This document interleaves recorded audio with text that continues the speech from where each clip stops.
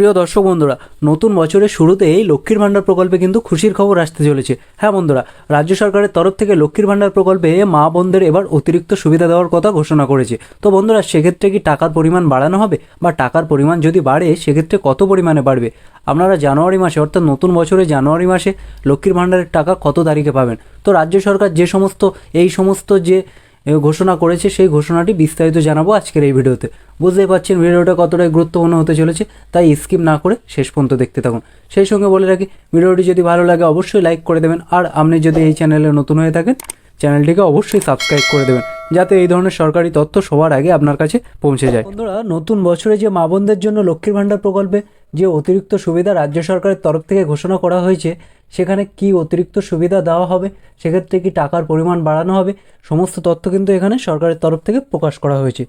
তো দেখুন বন্ধুরা, এখানে কি বলা হয়েছে, বছর শেষেই মিলল সুখবর, লক্ষ্মীর ভাণ্ডার প্রাপকদের জন্য বিরাট উদ্যোগ মমতার, খুশির হাওয়া রাজ্যে।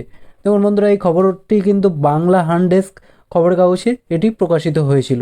তো দেখুন এখানে কি বলা হয়েছে, ক্ষমতায় আসার পর থেকে রাজ্যের মানুষের কথা মাথায় রেখে একাধিক জনকল্যাণমূলক প্রকল্প এনেছেন মুখ্যমন্ত্রী মমতা বন্দ্যোপাধ্যায়। তার মধ্যে জনপ্রিয়তার শীর্ষে আছে লক্ষ্মীর ভাণ্ডার।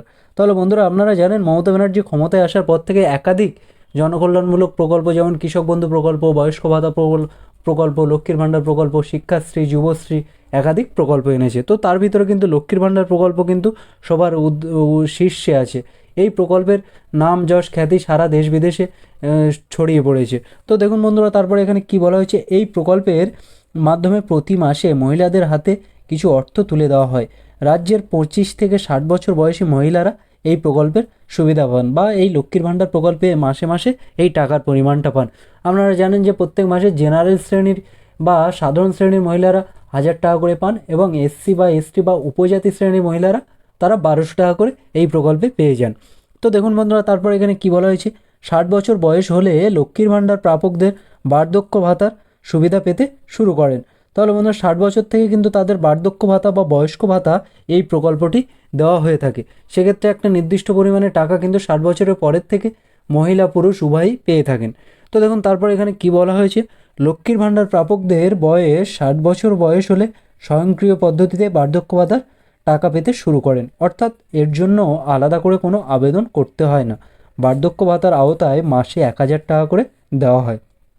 এবার মহিলাদের জন্য আরও একটি নতুন পদক্ষেপ বা গুরুত্বপূর্ণ পদক্ষেপের পথে নবান্ন। তাহলে বন্ধুরা জানেন যে 60 বছর বয়স হলে তারা কিন্তু বার্ধক্য ভাতা বা বয়স্ক ভাতা পেয়ে থাকে। তো লক্ষ্মীর ভাণ্ডার প্রকল্প যেহেতু 20 থেকে 25 বছর পর্যন্ত দেওয়া 25 থেকে 30 বছর পর্যন্ত দেওয়া হয়ে থাকে, কিন্তু বয়স্ক ভাতা কিন্তু 60 বছরের ঊর্ধ্বে, সেখান থেকে মৃত্যুর আগে পর্যন্ত সবাই পেয়ে থাকেন বয়স্ক ভাতায়।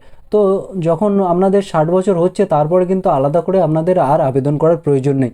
আপনারা অটোমেটিক কিন্তু সেটা বয়স্ক ভাতা বা বার্ধক্য ভাতায় আপনারা টাকা পেয়ে যাবেন। সেক্ষেত্রে কিন্তু আপনাদের 2 মাস বা 5 মাস গ্যাপ যাবে, এমনটা হবে না।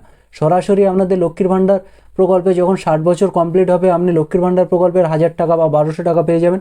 তারপরেই যখন 60 বছর হয়ে যাবে, তারপর থেকে আপনারা বার্ধক্য ভাতায় কিন্তু সেই টাকাটা, বার্ধক্য ভাতার যে পরিমাণে টাকা, সেটা কিন্তু তার পরের মাস থেকেই পেয়ে যাবেন। এক্ষেত্রে কিন্তু আপনাদের 1-2 মাস করে গ্যাপ বা 1-2 মাস টাকা পাবেন না, এমন কোনো সিস্টেম নেই, বা আপনাদের অটোমেটিক কিন্তু টাকা দিয়ে দেবে।